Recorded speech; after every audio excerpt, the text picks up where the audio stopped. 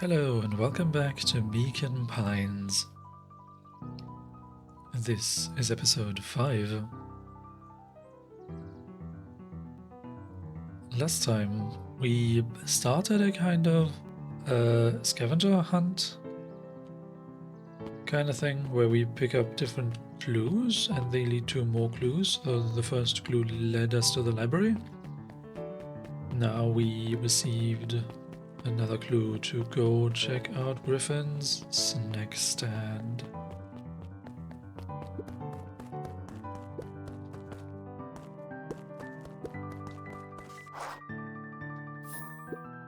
Hey Griffin, did Rollo come? Before Luca could finish his sentence, Griffin handed him a corn dog.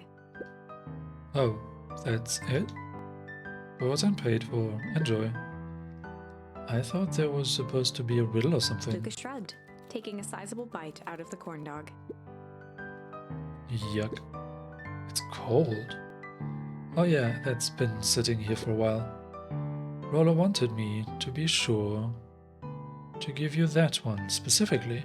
But that's Luca just... tongued at his cheeks, feeling something rough between his teeth. He reached into his mouth and pulled out a slip of paper. Oh, come on. He shook off the bits of corn dog to read the slip. A pickup when you need some pep. Near the fountain, up the step. Luca finished off the remainder of the corn dog. This is getting to be a whole thing. Okay, behind the cafe, I guess? No touching. Melon kicker, find a way to kick a melon. Smack? Play that funky music, watermelon bongo?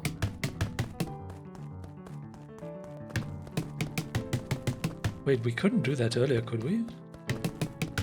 This is funny.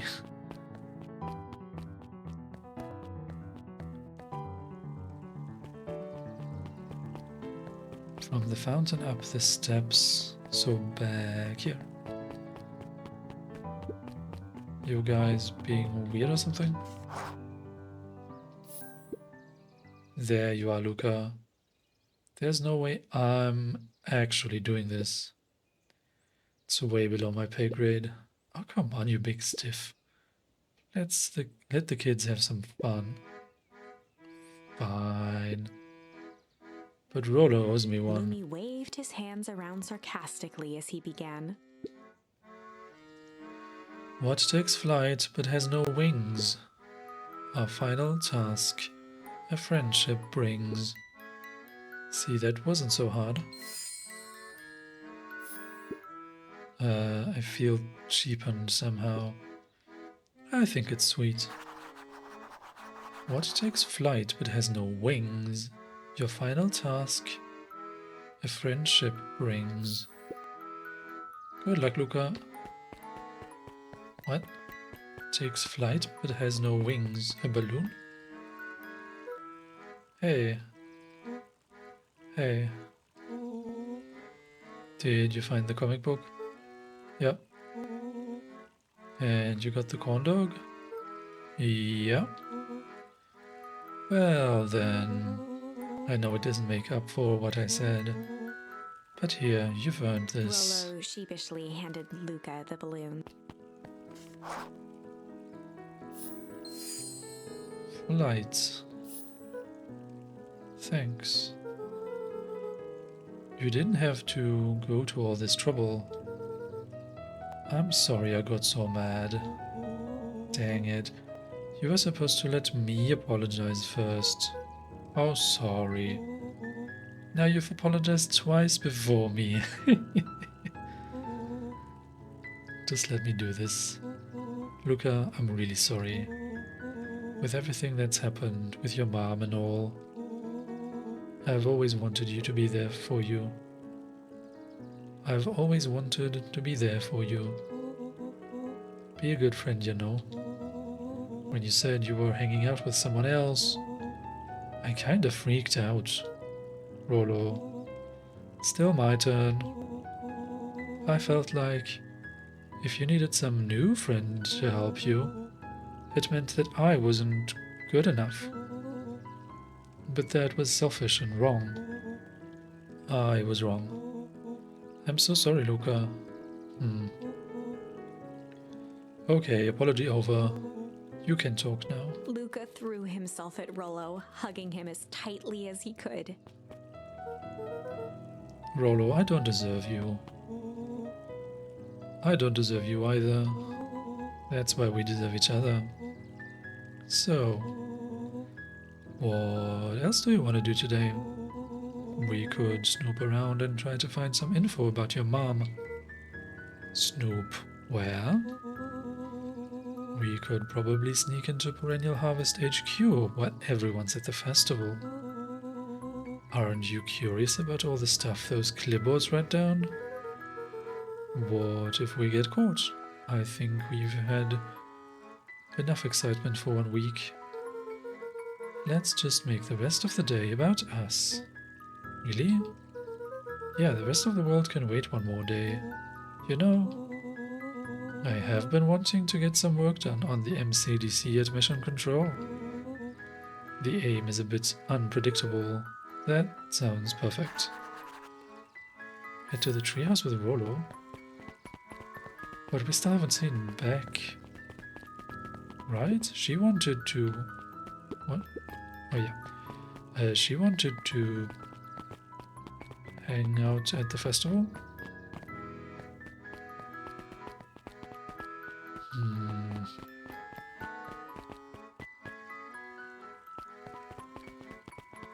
Do we have new bait for the fishing thing?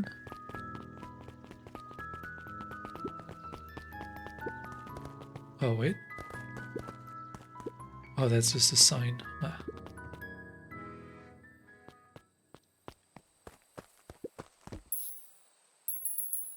We do. Luca stuck a toy stretchy hand onto the hook. Those things always get dirty anyway. Oh, interesting.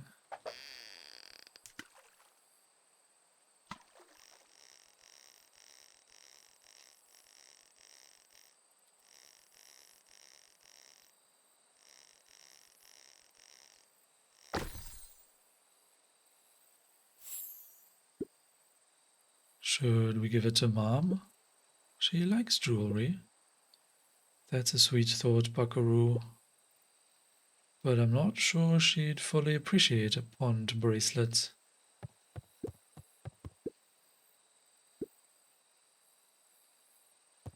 Even more bait?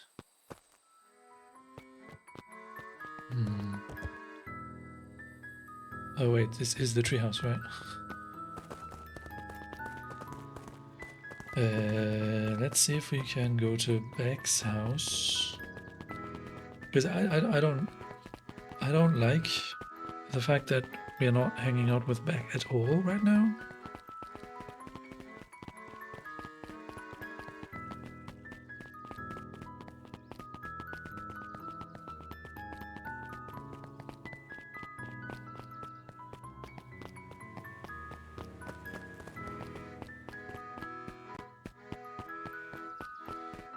And I still want a sprint button.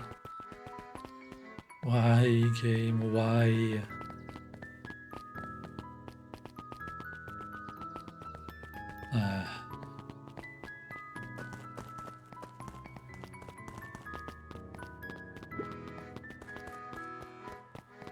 There's nothing anywhere.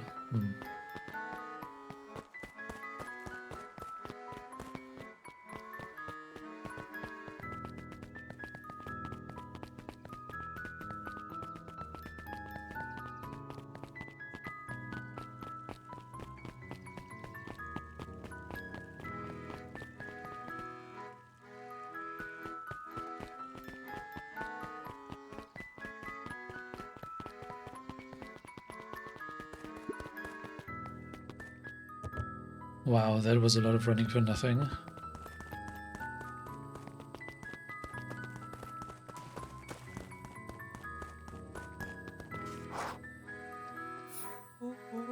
Oh, I almost forgot. I ran into her gran this morning. She asked me to give you this. Rollo handed Luca an unopened letter. I'll wait for you inside if you want to read it now. A letter? Luca, some things are going to happen that might be difficult for you to understand. If I am honest, I hardly understand them myself. But whatever happens, I need you to know that I love you. None of this is fair to you. You have already lost so much. We both have. I wish there was a simpler way forward. But if there is, I haven't thought of it. God knows I've tried. Everything I've done, I did for you. I hope someday you can accept that. Love, Gran. I love you too, Gran. Luca folded the paper into his pocket and headed up the ladder.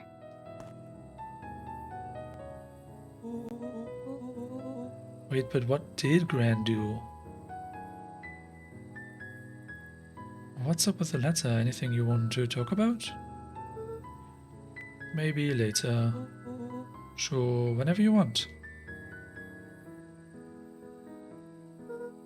You know, you really didn't have to go to all that trouble just to apologize. I know, but we'd been looking forward to the festival for weeks. After I ruined everything with my big mouth, this was the best way to make sure you still had a good time without me. Rolo. Luca was at a loss for words. But that was fine. Words aren't always necessary. The festival seemed nice. Was it nice? We can still go. Nah, this is fine. Well, there's always next year. Sadly, this was untrue. A distant rumble shook the treehouse. What was that? Oh man, we missed the fireworks. It was not fireworks. It was something the boys couldn't possibly comprehend. Something as old and cruel as time itself. Time?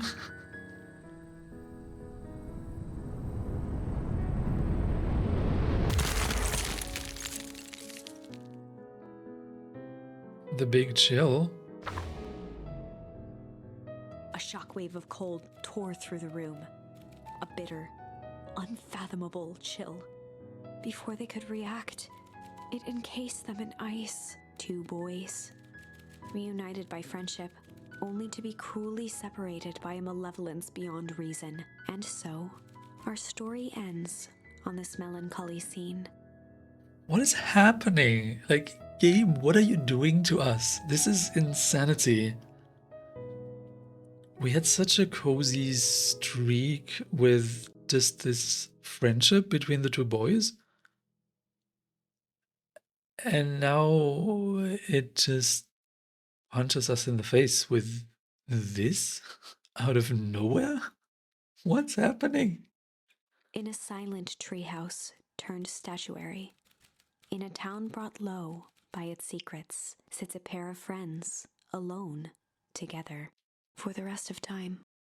The end. What in the world? No, that can't be the ending. It simply can't. I won't accept it, and I hope you won't either.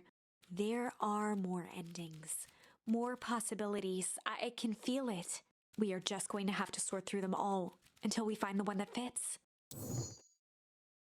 I'm starting to kind of doubt the narrator on this. Oh, look, there's a branch with fight now. So now we finally get to choose between two options.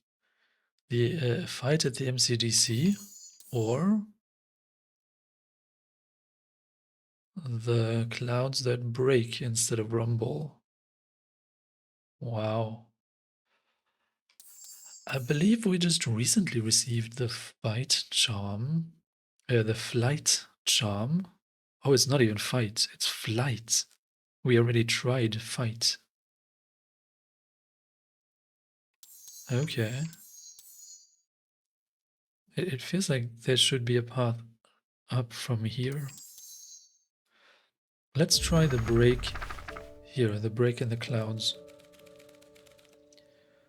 Luca began to respond, but the sky answered for him as the clouds above began to break. Luca began to respond, but the sky answered for him as the clouds above began to break, revealing patches of star-filled summer night. Moonlight filtered down, shimmering in the treetops. Sure, you can meet Rollo. You're not going home? No, I promised Rollo I'd tell him about... Luca stopped himself mid-sentence. Promised you'd tell him what? Spit it out, bub. We are thick as thieves now. If there's a juicy secret, you've got to tell me. Okay. You can come to the treehouse and I'll tell you both what happened. Heck yeah. Luca saw Beck skulking by the gate. So you're telling me there's nothing mysterious or creepy about this place? It's mostly boring and empty. I refuse to believe that. Big spiked gate, looming mansion, rich reclusive owners. It even smells shady. Beck grabbed the wrought iron bars and shook the gate. Mark my words.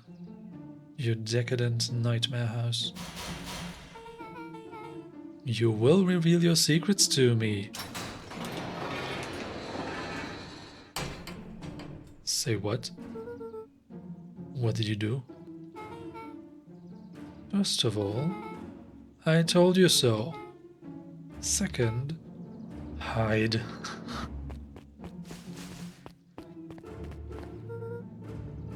That's Eris Valentine. Who's that she's talking to? Shh. I expect you to return that suit in working order. Oh, of course. As long as everything proceeds as planned, there's nothing to worry about. The only thing I'm worried about is what's rightfully mine. If that means making some unsavory alliances, so be it. I couldn't agree more. There comes a time to suspend hostilities. I'll deal with our common threat. Now this is what I was talking about. Beck's voice was an excited whisper. Proper shady stuff. Someone in a suit like that tried to grab me yesterday. Seriously? Shh.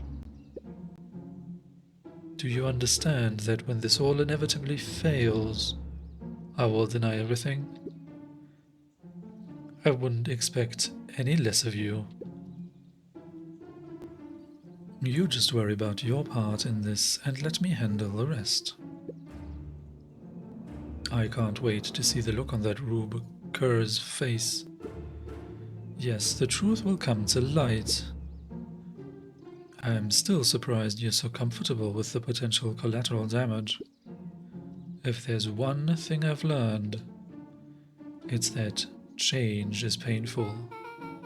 Wow, I was expecting shady.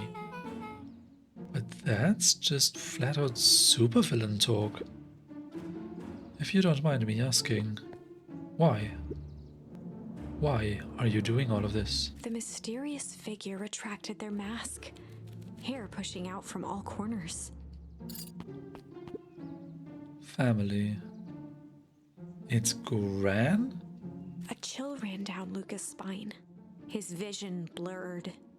Beck stifled a sharp wince, and Luca looked down to see himself wrenching her hand. An answer I can certainly respect. Gran tousled her hair back under the face mask. Just remember, keep everything nice and normal until the festival. I don't need lessons in rousing suspicion. Gran gave Eris a curt nod and disappeared into the night. What? Wait, was it Gran from the very get-go who was in the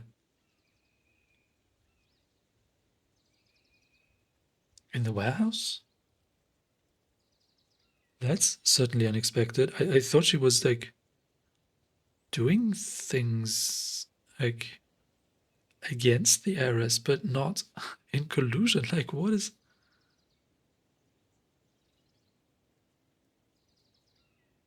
happening?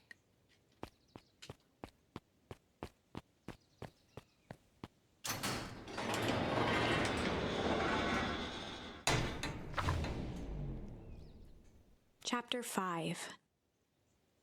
What big ears you have! Oh, wow. Lucas sat shivering in the bushes, staring at his feet. After checking to make sure the coast was clear, Beck gave him a gentle tug on his sweater.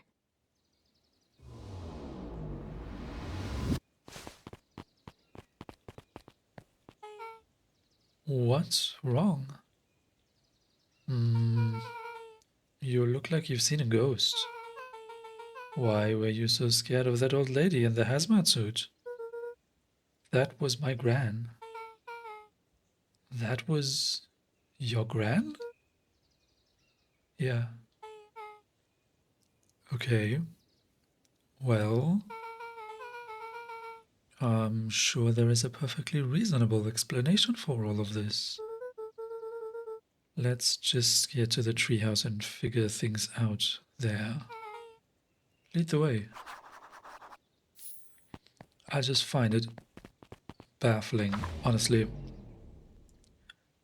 with which kind of force they've pushed us back to like the shady things going on in the warehouse storyline by just picking the break option here, where I honestly I thought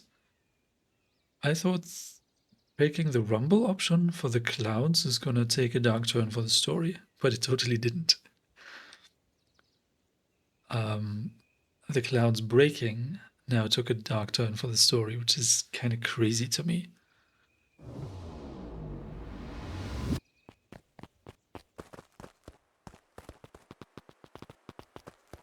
So we cannot go to the warehouse.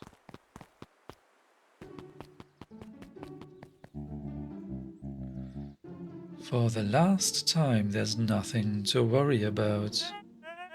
Of course we're not The worried. clipboard finished writing with a scratchy flourish and looked up. Just dotting our I's and crossing our T's. Well, maybe try minding your P's and Q's. Mr. Nuncreed, arms crossed over his paunch, gave an exhausted sigh. If there's anything you need knowing, you'll know it. Absolutely. Oh, hold on a second. I think I'm actually just like now connecting what's going on. Like, at least vaguely. The thing is, Perennial Harvest seems to be the evil people here. And so the heiress Valentine is opposed to them, but also our Gran is opposed to them. So that's in the other branch. The heiress mentioned the enemy of an enemy. So Perennial Harvest is their enemy, and Gran is also an enemy to them, and that kind of makes Gran and the heiress two collaborators. Interesting. So, but what exactly does Perennial Harvest do? Are they the ones dumping the toxic waste?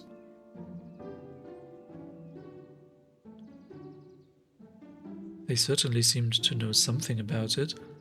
But on the other hand, what was that shady behavior of Nuncreed? Where he like pushed us into the phone box and to the phone booth, and we were taken down, and the story ended. That was like really weird. So maybe there's more than just one evil faction around. Maybe there's 2 or 3 evil factions around, and they're all evil. And they're all doing bad things, but maybe they believe they're doing it for the good cause, because that's what all the evil people always think. Interesting. Definitely interesting and confusing. If you'll just sign here, acknowledging everything is accurate, we'll be out of your hair in a flash. Oh, for the love of... He snatched the pad and scribbled his name so hard the pen nearly snapped. There.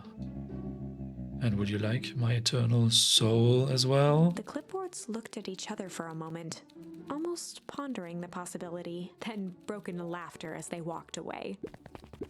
Ha ha ha ha ha.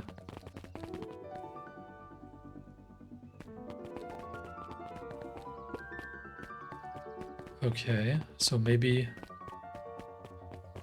we will learn some alternative option to the shame here. Wouldn't that be good? Hi, Mr. Nungreed. Luca, let me give you some advice. The next time someone you don't know asks to hear your thoughts, give them a good hard bop right in the kisser. Oh, Gran tells me to just keep away from the clipboards. That's good. That's good. Your Gran is a smart lady, Luca. Speaking of which, you'd better run along home now. Too dark out to be wandering on your own. Well, we have a friend with us.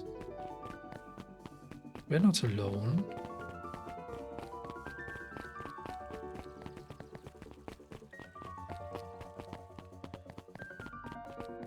Should we check the History Museum again?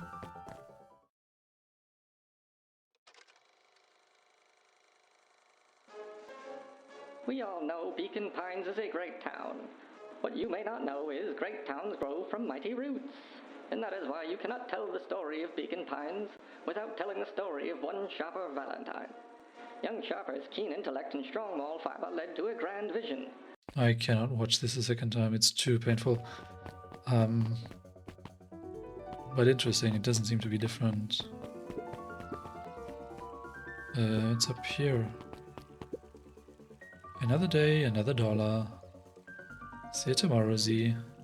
Have you noticed how all the Perennial Harvest folks order the same drink? Decaf cappuccino with extra foam. Why? I don't know. Just thought it's a little odd. Pretty weird for sure. Well, the customer's always right.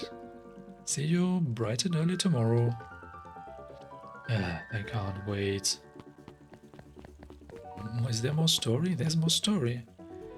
The answers you seek will be revealed to you in due time.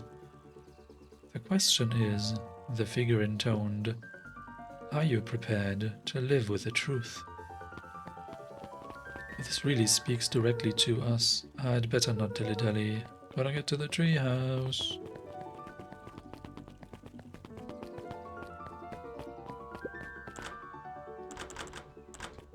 I want to serve more food.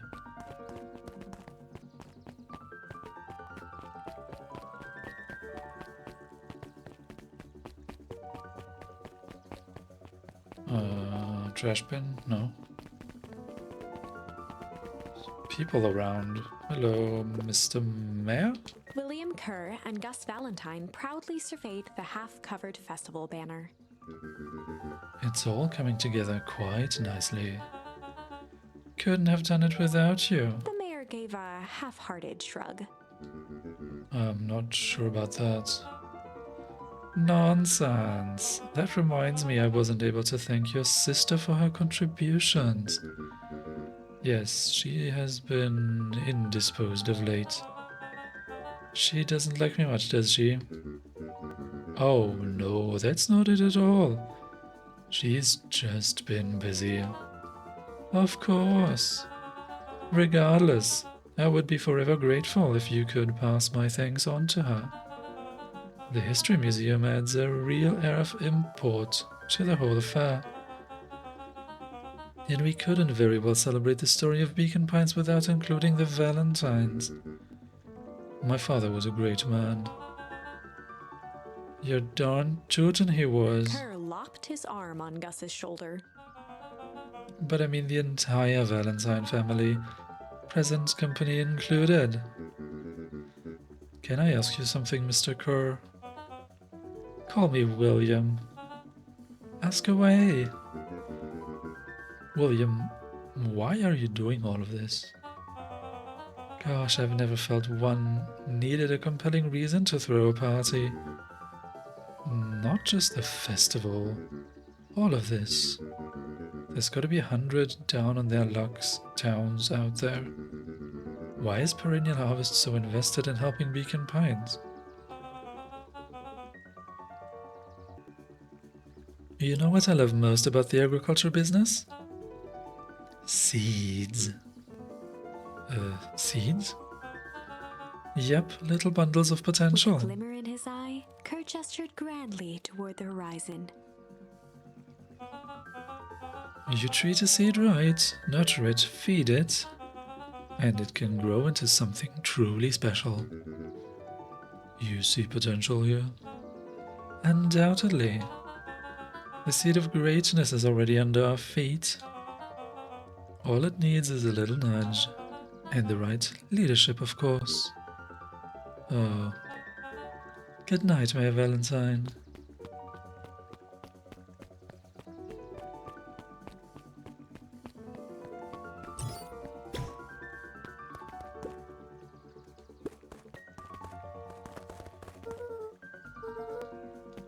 Sure.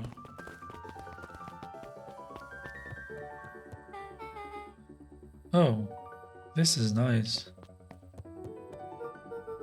Yeah, the treehouse is just a little further on from here. So, what's your buddy Rollo like? Rollo is Rollo. Not particularly helpful. Sorry, I've just never thought about it. Lots of energy. He's funny, even when he's not trying to be. Things have been tough for his family since the foul harvest. It's about damn time you tell me what this foul harvest thingy is. It's a kinda long story. Hit me with the highlights. Okay. There used to be a fertilizer company here called Valentine's. They were kind of a big deal. Oh, big deal fertilizer. It was a big deal to us. Their stuff really worked. Farmers loved it. So Valentine's grew and grew. Beacon Pines pretty much grew around it. Most everyone in town either worked for Sharper Valentine or used his fertilizer. Things were good. I'm sensing a big but. Around 6 years ago, Sharper Valentine suddenly died, and something changed. Changed how? Could have been a bad batch. Maybe it was in the water, or air, or soil. Nobody knows. But all the crops died, and everyone blamed the Valentines. The foul harvest. Yeah. Valentine's fertilizer went out of business. Half the town lost their jobs. Sheesh. The next year the crops came back, but something was different. You plant a crop, do everything right, and it's sort of crapshoots what happens. And no one knows why? Nope. I take it Rollo's farm got the short end of the stick. Yeah, for some reason their farm was hit harder than others. That sucks. Things have gotten better since Perennial Harvest came to town. The Beacon Pines Reborn initiative? Yup, first thing they did was give the town a deep scrub. They even put us up in hotels one town over for a week, while they decontaminated the groundwater. Wow, they had to decontaminate the groundwater? Ah. We'd better get going. Wow, that's intense.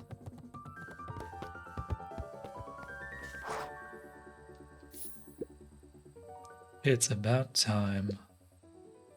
I was about to give up and go home. Who's the new kid? Name's Beck. You must be Rollo. I see my reputation precedes me. Welcome to Mission Control. Rollo waggled his head with pride. You'll find we've spared no expense in construction. I've seen worse-looking piles of junk. Thanks. Hey, Luca, you know the security concerns we talked about? Yeah. While I was waiting, I made some improvements. Let me lock this baby down for a little test infiltration. Can't be too safe these days.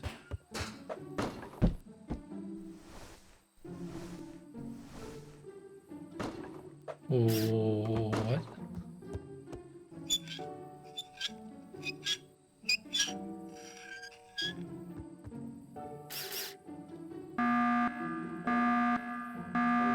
What? He goes all out, doesn't he? Always. Lavish.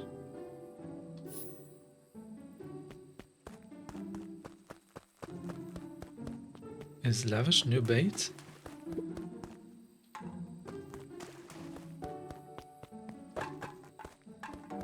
Really? What?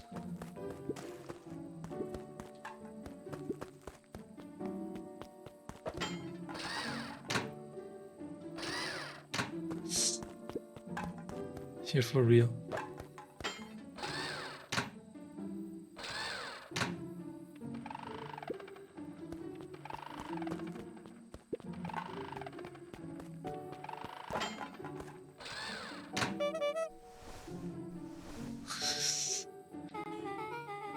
Where did you guys get all this junk in the first place? There's a guy in town named Jeff who trades his junk for snacks. Junk food for junk. Nice.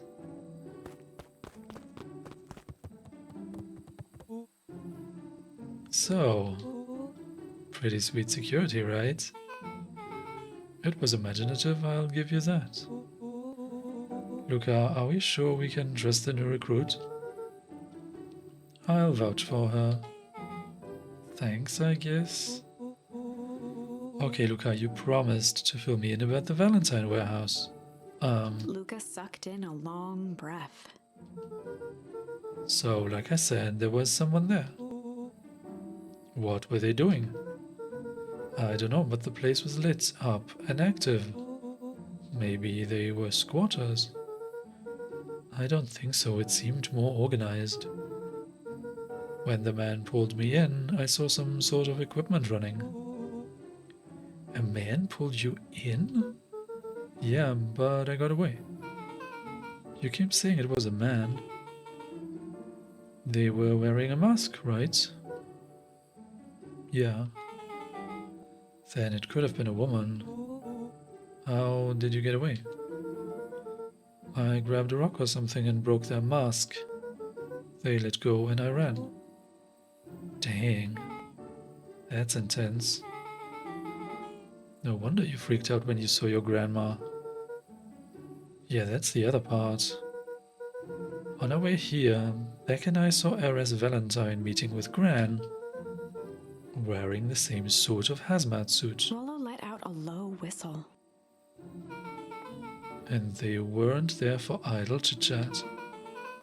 It was a proper clandestine meetup. So let me get this straight. There's an operation in full swing at the Valentine warehouse. You were almost abducted by a strange man or woman in a protective suit. And then you saw your Gran in the same suit, talking to Ares Valentine. Pretty much. I'm beginning to think this town is kinda awesome. Rollo and Luca shot back a look. No offense. And so we can logically conclude aliens. Seriously? Why is it aliens? Or alien zombies have infiltrated the town. And their leader is your gran, and she tried to murder you. First of all, and for the last time, there are no aliens. Second, it could have been my gran. It couldn't have been my gran at the warehouse.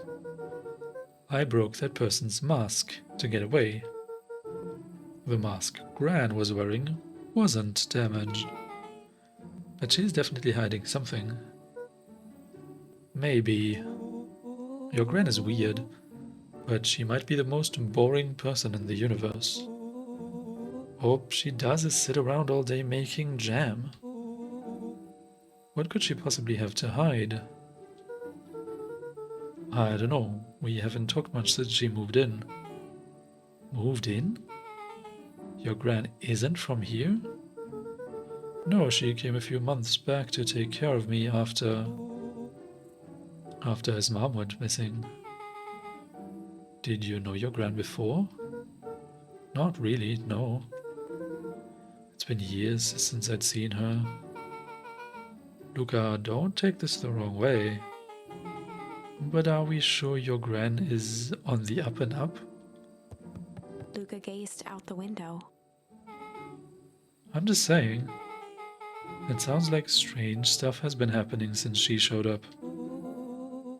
We could say the same thing about your family. But you're right. Luca, your Gran is hiding something. And Pa always says, folks only bury stuff worth digging up. We need to investigate your house. If my Gran really is hiding something, don't you think I would have noticed by now? That's kind of the whole point of hiding something. I guess you're right. Gran's been leaving the house for hours at a time this week. I'll call you two tomorrow when the coast is clear. And we can start getting to the bottom of this. I'm always game for a good snoop. You can count me in. Chapter 6. Secret Lair. Summer forged ahead, but the nights only seemed to grow colder. Luca walked home slowly under the pale starlight, cautious to avoid any more surprises lurking in the shadows. Reaching home, he slipped quietly into bed, half dreading what they might discover the next day.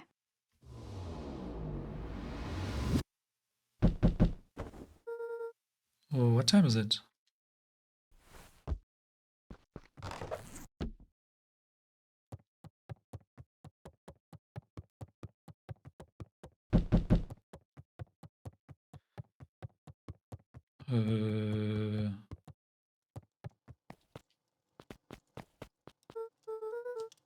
Rollo, what on earth is that? Huh? That ridiculous thing on your head. Oh, this. It helps me think. You're gonna need a lot more of those. Joke all you want. We'll see who's laughing when I crack this case wide open. The coast is clear? Yep, whatever she's been up to this week, it's been keeping her busy most of the day. Very well. The game is afoot. Luca and Beck rolled their eyes as Rollo strutted across the room. If I were a Gran, where would I hide my deepest, darkest secrets? Perhaps where you might least expect it. Rollo flung open the cabinet with confidence. He coughed as a veil of dust hit his face. I think it's safe to assume anything that dusty isn't what we're looking for. Or maybe that's what she wants you to think. Then again, any good detective knows not to trust their first hunch. First hunches are for suckers.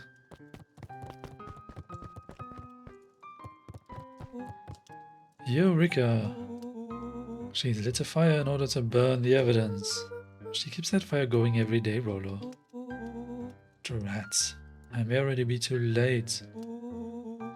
Just think of the mounds of documents lost to ash. Okay. I'm gonna stop you right there. Can we just think for a moment? Luca, is there anywhere Gran doesn't want you to go? Yeah. The closet upstairs. So maybe it stands to reason that we should check there first. No dice, it's locked. Well, well, well. Look who stands to reason now. And I have no idea where the key is. If it really is important, then she probably keeps it with her. Anywhere else? She has her berry bushes. Who has ever thought, I'm going to take this important thing and huck it in a bush? True. Anything else? Maybe something out of the ordinary? Well, she is always worried I'll break her fancy dishware in the kitchen. But it doesn't matter anyway, I can't reach the latch. A look of realization crept onto Luca's face. All three kids snapped to glance at each other, then sprinted in turn toward the kitchen. But when you're not alone, you can reach additional places.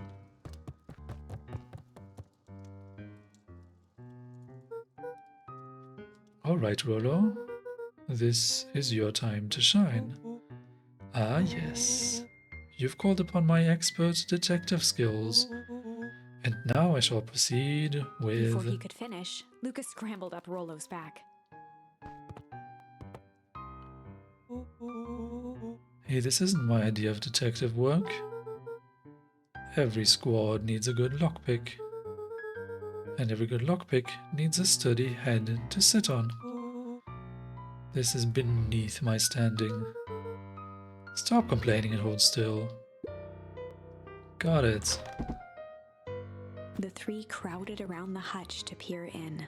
With the glass doors opened, a perfect porcelain display gleamed in front of them. Their eyes searched for anything amiss, but the only distinct feature was its impeccability.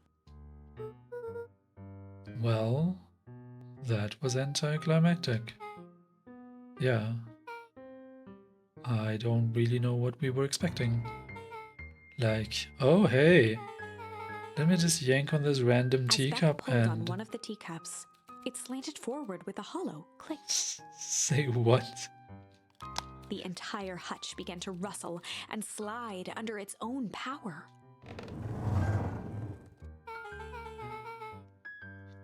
Seems like your gran has been doing some remodeling. Dude, only 2 types of people have secret lairs. Evil masterminds and superheroes. So, which one do we think she is? Probably superhero.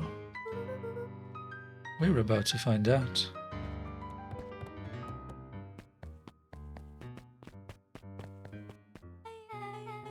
Okay, so more of an unhinged conspiracist vibe? Oh wow. Yeah, this cannot be good. We need to look around before jumping to conclusions. Oh wow, so many interactables. What is this?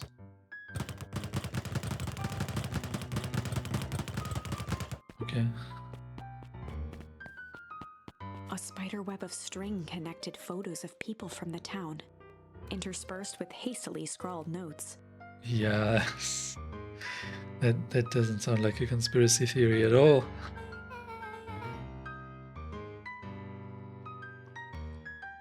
Well, she sure has kept herself busy. Is your gran a serial killer? 'Cause I'm getting to get a vibe. Don't be ridiculous. Sure, she's just tracking the movement of everyone in town, out of the kindness of her heart. She put little symbols by some of them. Yeah, Mr. Nuncreed has a check mark. The clipboards are all inside a big circle. My moms are both on here. Both with question marks. Gus Valentine has a question mark. Heiress has a question mark.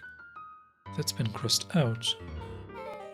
Mr. Kerr has a bullseye. The killer has chosen her next victim. We don't know what any of this means. Whatever it means, it's probably not good. Luca jostled each cabinet drawer in turn. Only one was unlocked. He fingered through the filing cabinet, pausing at a bulging folder labeled Walter. That was his father's name? For a long moment, he just stared at it. What do you got there? It's my dad. Looks like some of his old medical files. Your dad was a doctor? Luca nodded and caressed the label with his thumb. Well, are you gonna read it? Here, let me help. Rollo swiped the folder from the drawer and began leafing through the pages. He whistled to himself, barely looking at the text. How about you actually read some of it? One sec. Dense documents such as this are a lot like a cheeseburger. It's best to skip straight to the middle. That's where all the meaty bits live. Wow. I had no idea we were in the presence of the preeminent scholar in dense documents and cheeseburgers. By all means, He proceed. stopped at a page and mimed, holding up a monocle. Here we are. Follow-up examination of Terence Welby. Patient shows further signs of paleness and malaise. Body temperature continues to drop. He now describes soreness of muscles and joints.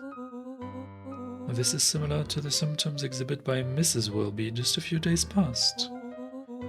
Still waiting on lab results from Joseph. Rollo looked up with heightened surprise. See? Creepy. Yeah, that's kind of disturbing. Who's Joseph? That's Mr. Nuncreed's name. Wait, Rollo's finger traced across the page. there's more scribbled in the margins. Could it be contagious? Mr. Wilby claims the tap water at his home has been contaminated. Perhaps environmental? Lab results only raise more questions. It's like he came back to this report later and made those notes. So it might be related to something else. Rollo scanned through several more pages. Here. The writing looks shaky. I just couldn't help her.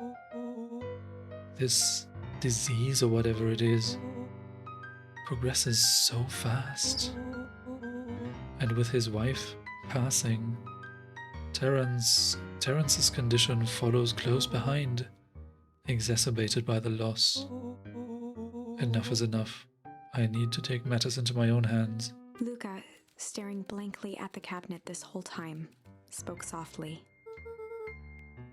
What does it say next? Rollo rustled the folder, trying to loose more pages. That's where it ends. What? There has to be more. Luca frantically shoved the remaining cabinet folders, trying to find another labeled Walter. Luca, I think that's the only one. It's alphabetical, see? What did he mean enough is enough? How did he take matters into his own hands? This is bullshit. Luca slammed the drawer shut. Oh, Ren is coming back. No. Oh no, that was the drawer. What do we have here? Barrels marked caution explosive. And jam jars? That's enough jam to feed the whole town. What kind of incendiary jam is your gran making?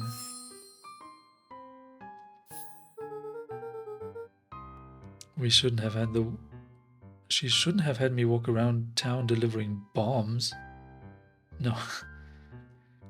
She wouldn't have had me walk around town delivering bombs. Right?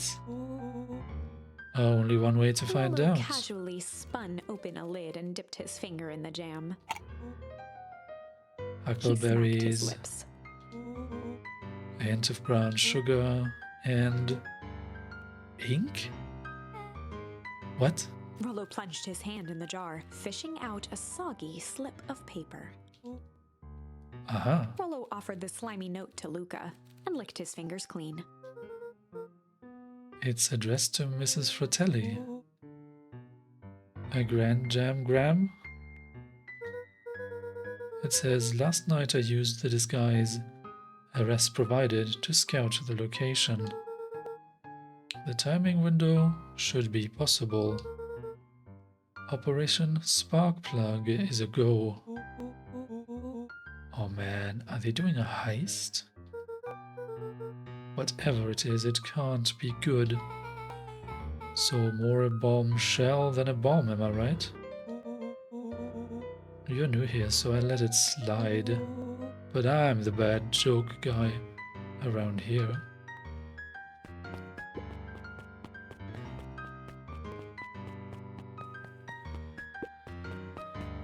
Any other interactables here? Come on. Give me something. What? You're just gonna leave us down here? Yeah, come on, this place has gotta be filled with juicy evidence. Yeah, okay. They crowded around a worn-down old map of Beacon Pines. Cool, this looks like a treasure map. Not every old map is a treasure map, Rollo. Yeah, but every treasure map is an old map. Can't fault that logic. Look, there's even a pathway drawn on it. It starts at the entrance to town. And if we follow it, Rollo carefully traced the path with his finger. it leads right to He jabbed down at the end point. Town Square? That's the fountain in the middle of town. What a weird place to hide treasure. Rollo, that doesn't look like treasure to me. The end of the path on that map has the same symbol as those explosives over there. So it's not hiding treasure. A real bummer. Rollo, what's the thing you've been excited about for the past month? The festival. Oh. Did you just say gulp? This feels like a gulp kind of situation. Everyone will be gathered near the center of town. She's gonna blow up the festival. Not if we stop her.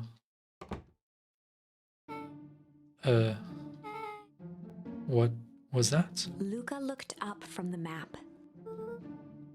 What was what? No, I heard it too. That was the front door. Which means someone just shut the door. Which means someone's upstairs. Shh. Quiet. Hit the lights.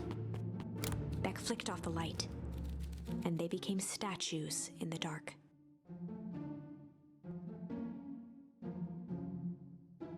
Overhead, creaking floorboards bent under slow, deliberate steps. The kids looked up, the tilt of their necks following each footfall.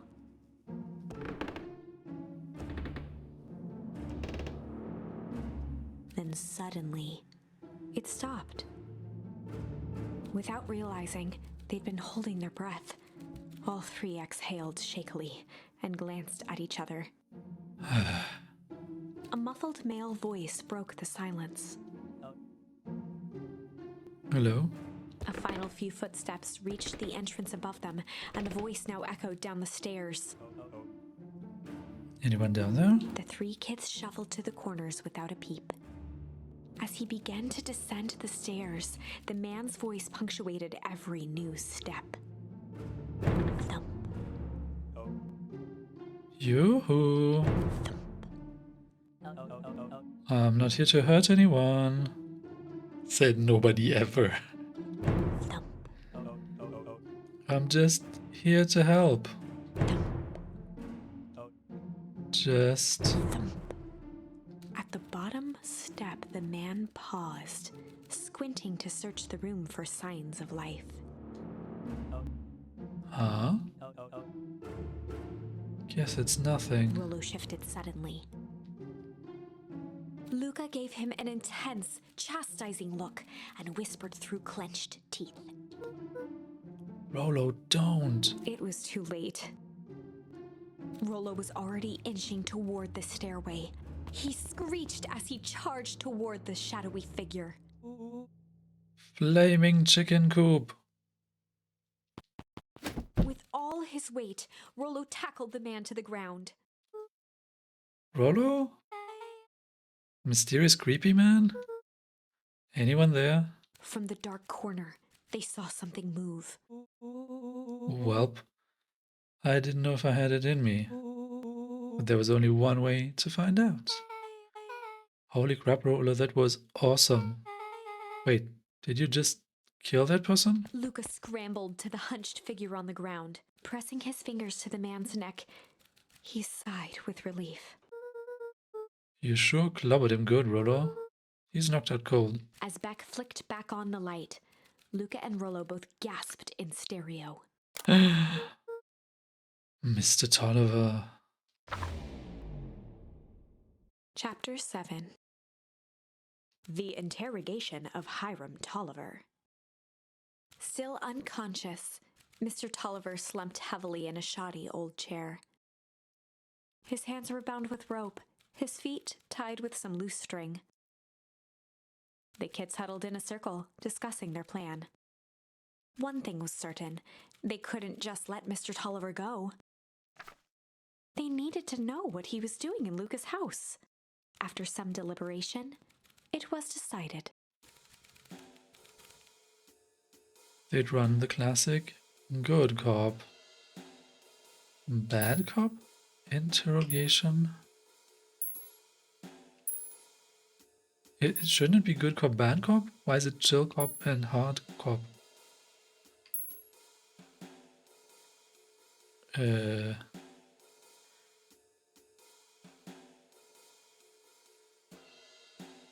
Let's try chill.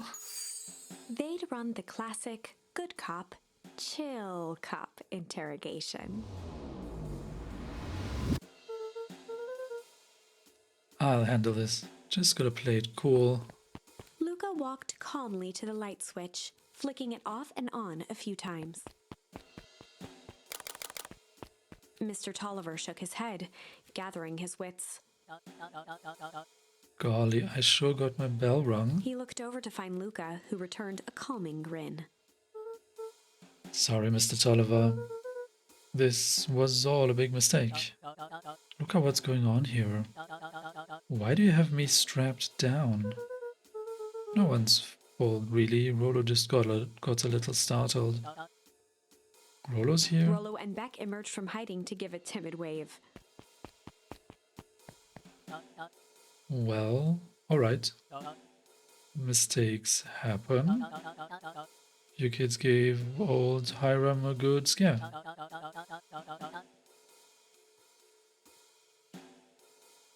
Let's just get me out of these ropes and call it even. Luca glanced over to Rollo and Beck, who replied with skeptical looks. Mr. Tolliver, why are you in my grand's basement? I'm here to help, of course. Help with what? What's my gran up to? If you'll just cut me loose, I can show you. How do I know we can trust you?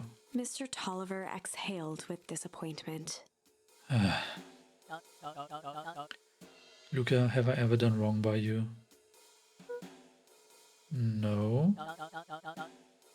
And since your gran moved to town, haven't I been nothing but welcoming?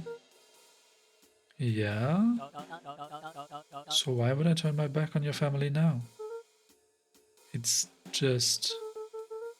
all this stuff seems pretty weird. A board with names of people from town. An archive of my dad's old disturbing patient notes. Luca gestured to the corner. Barrels of explosives. I can explain everything. You just need to untie me. You kids deserve an explanation. Luca looked again to Rollo and Beck. This time they shrugged. Luca began to slowly loosen the bindings. Mr. Tolliver gently rubbed his wrists. That's good, lads. This'll all make sense in time. He edged imperceptibly toward the stairs as he spoke. I don't trust him. You see, this town has secrets, Luca. A very dark past Before indeed. the kids had even noticed his movement, Mr. Tolliver was at the light switch. A past that must be brought. He punctuated his final words by To- flicking the switch and rushing up the stairs. Light.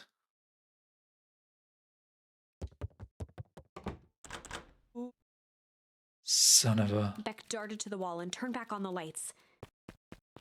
It was too late. Rollo confirmed what they all heard. He just locked us down here. Mr. Tolliver's muffled voice came from behind the door. I wasn't lying, you know. Oh, this is for your own good. You kids just keep tight down there. And let the adults handle this. They looked bewildered at each other. Play it cool, huh? Not now, Beck. They heard the staccato thump of quick steps exiting the house. The kids looked down in resignation. This isn't how it goes in Hank Atomic. For some reason, they'd always assumed it was up to them to save their town. Luca opened his mouth, hoping to conjure some magical words to make this right. Only a hollow croak escaped. The end. Wow. I think this is actually where we'll call this episode. Things just get more weird and more crazy, but more stuff seems to be connecting up in a more and more satisfying way. I really, really like the way that they're telling the story. So it seems that now we have to pick a different choice. Try to actually extract some useful information from Mr. Tolliver. But we will have to do so in the next episode. I thank you all for watching. I hope to see you then.